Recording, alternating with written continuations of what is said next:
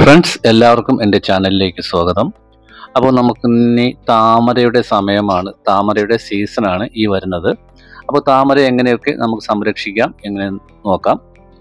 അപ്പോൾ എല്ലാവരുടെയും താമരയൊക്കെ ഇലകളൊക്കെ കരിഞ്ഞ് നിൽക്കുന്ന സമയമായിരിക്കും ഇപ്പോൾ. അപ്പോൾ നമുക്ക് ആദ്യം വേണ്ടത് അതൊക്കെ ഒന്ന് വൃത്തിയാക്കി കൊടുക്കുക എന്നതാണ്. അഴുകിയ ഇലകളൊക്കെ മാറ്റിയതിന് ശേഷം നമുക്ക് എങ്ങനെയാണ് സംരക്ഷിക്കേണ്ടതെന്ന് നോക്കാം. ആദ്യമായിട്ട് ഇതുപോലെ അസോളയൊക്കെ ഇട്ടിട്ടുള്ളവർ അതെല്ലാം വാരി മാറ്റുക. കാരണം താമരയ്ക്ക് ചൂട് നല്ല രീതിയിൽ തട്ടണം. അപ്പോൾ സൂര്യപ്രകാശം കടന്നു പോകണം, ഇതിൻ്റെ ഉള്ളിൽ കൂടി കടർന്ന് അതിൻ്റെ തണ്ടിലുകൾ ഒക്കെ സൂര്യപ്രകാശം എത്തണം. അപ്പോൾ അതിന് വേണ്ടിയിട്ട് നമ്മൾ ആദ്യമായിട്ട് ഇങ്ങനെയുള്ള പായലൊക്കെ വാരി മാറ്റണം. അപ്പോൾ അസോള വളർത്തിയാൽ വേറെ ഒരു ഗുണം കൂടിയുണ്ട്. നമുക്ക് കോഴിക്കൊക്കെ കൊടുക്കാം, മത്സ്യത്തിന് കൊടുക്കാം. അപ്പോൾ കോഴിക്ക് തീറ്റ ചെലവ് കുറയ്ക്കാനൊക്കെ ഇതിൽ നിന്നും നമുക്ക് വാരി കൊടുക്കാവുന്നതാണ്.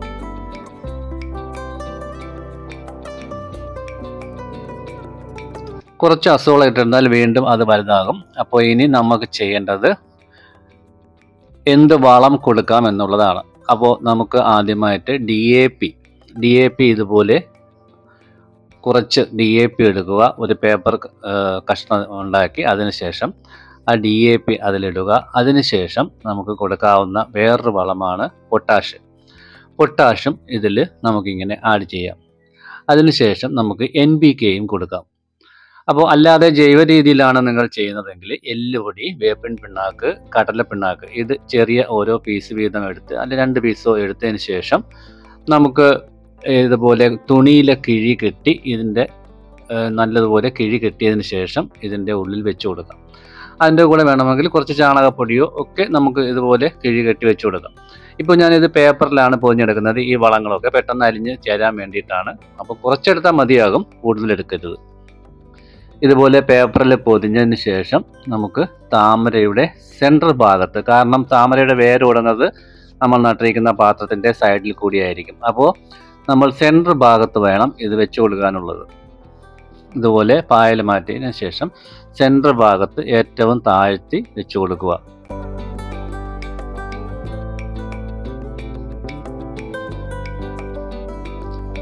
അപ്പോൾ എല്ലാ ചെടിച്ചട്ടികളിലും അല്ലെങ്കിൽ ഡബ്ബുകളിലും ഇതുപോലെ നമ്മൾ ചെയ്ത് കൊടുക്കണം. 1 or 2 പൊതി വെച്ച് കൊടുക്കാൻ കഴിയും.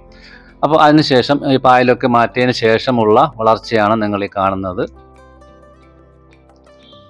പെട്ടെന്ന് തന്നെ ഇലകളൊക്കെ വരും. ഈ ചൂട് സമയത്ത് താമര നല്ല രീതിയിൽ പൂക്കണ സമയമാണ്.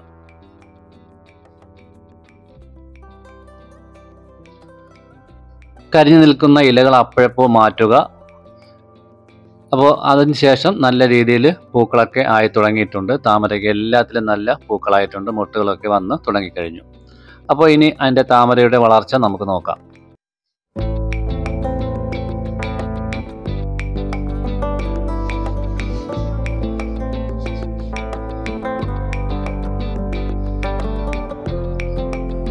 വളമൊക്കെ ചെയ്തതിന് ശേഷമുള്ള കാഴ്ചയാണ് നിങ്ങളെ കാണുന്നത്. നല്ല ഇലകളൊക്കെ നല്ല പച്ച കളറിൽ വന്നിട്ടുണ്ട്. നല്ല രീതിയിൽ മുട്ടുകളൊക്കെ വന്ന് തുടങ്ങിയിട്ടുണ്ട്.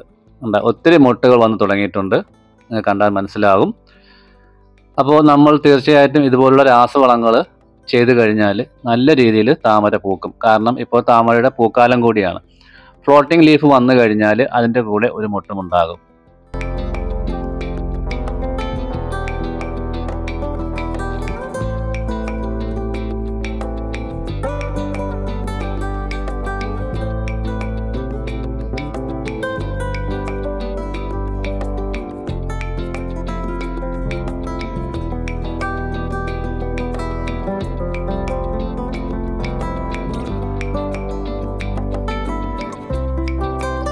ചില താമരമുട്ടകൾ നമ്മൾ കൈകൾ കൊണ്ട് തന്നെ വിരിയിച്ച് കൊടുക്കേണ്ടതാണ്. അല്ലെങ്കിൽ അതിൻ്റെ വിരിഞ്ഞു നിൽക്കുന്ന സമയം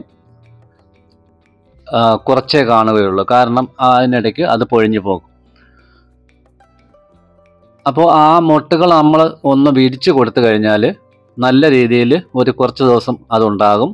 അത് വിരിഞ്ഞ് തന്നെ നിൽക്കും താമരമുട്ടുകൾ. ചില താമരയ്ക്ക് ഇതുപോലെ വിത്തുകളും വരുന്നുണ്ട്.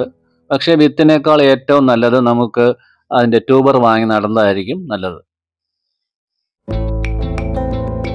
അപ്പോൾ ഇങ്ങനെ നിൽക്കുന്ന താമര വിരിച്ചു കൊടുത്തു കഴിഞ്ഞാൽ അത് കുറേ ദിവസം, അതായത് ഒരാഴ്ചയോളം തന്നെ അത് താമര അതിൽ ഉണ്ടാകും. അല്ലാതെ അതിനെ സ്വാഭാവികമായി വിരിയാൻ അനുവദിച്ചാൽ കുറച്ച് ദിവസം, അതായത് 1-2 ദിവസം കഴിയുമ്പോഴേക്കും ഈ പൂക്കളൊക്കെ അതിൻ്റെ ഇതളുകൾ പൊഴിഞ്ഞു പോകാൻ സാധ്യതയുണ്ട്.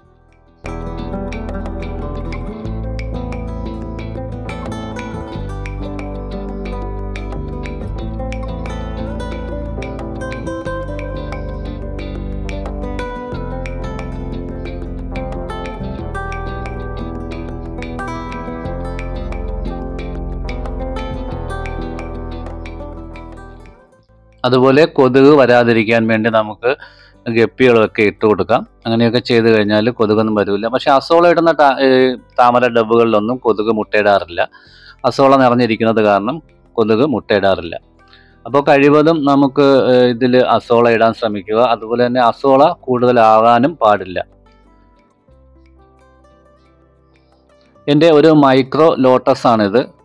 മിനിയേച്ചർ താമരയാണ്. ഇതിൽ ഒത്തിരി മുട്ടുകളെല്ലാം വന്നു കഴിഞ്ഞു. നല്ല രീതിയിൽ പൂക്കുന്ന ഒരു താമരയാണ് മൈക്രോ ലോട്ടസ്.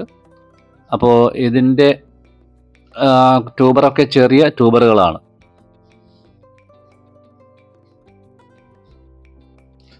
നമ്മുടെ ചെറിയ ചട്ടികളിലൊക്കെ നടാവുന്ന ഒന്നുകൂടിയാണ് ഈ മൈക്രോ ലോട്ടസ്. ഞാനിതൊരു തൂക്കുചട്ടിയിലാണ് വെച്ചിരിക്കുന്നത്. ഹാങ്ങിങ് പോട്ടിൽ വെച്ചിരിക്കുന്ന ഒരു മൈക്രോ ലോട്ടസ് ആണ്. നല്ല രീതിയിൽ തന്നെ പൂക്കളായിട്ടുണ്ട്. ഇലകൾ വളരെ ചെറുതാണ് ഈ മൈക്രോ ലോട്ടസിൻ്റെ. അപ്പോൾ നല്ല രീതിയിൽ തന്നെ ഒരുപാട് മുട്ടുകൾ വരുന്ന ഒരു താമര വിഭാഗമാണ് micro lotus. Micro lotus may be grown in pots that are for 2-6 inches in diameter and only 2 to 3 inches deep. Their overall size is only 8 to 10 inches tall.